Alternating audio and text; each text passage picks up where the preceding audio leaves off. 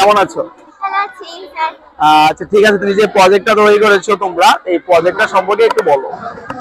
Sir আসসালামু আলাইকুম, আমার নাম সিদরাতুল মুতাহা। আমি রিটাস স্কুল অ্যান্ড কলেজের ষষ্ঠ শ্রেণীর একটি ছাত্রী।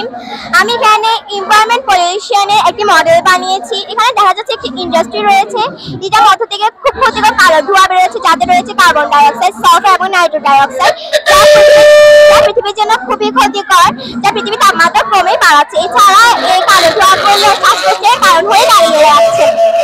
এখানে দেখা যাচ্ছে পানি দূষণ, কলকারখানা থেকে বের হওয়া দূষিত বর্জ্য পানিতে মিশে পানি দূষণ হচ্ছে, যার ফলে পানিতে থাকা মাছগুলো মারা যাচ্ছে।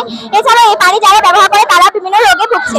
আর এখান থেকে দেখা যাচ্ছে গাড়ি থেকে বিভিন্ন কালো ধোঁয়া বেরোচ্ছে, যাও বায়ু দূষণের মধ্যে পড়ে।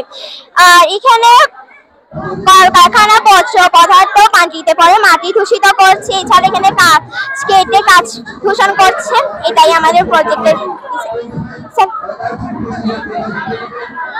ঠিক আছে, তাহলে এটা বাংলাদেশে কি উপকার হবে এটা করলে?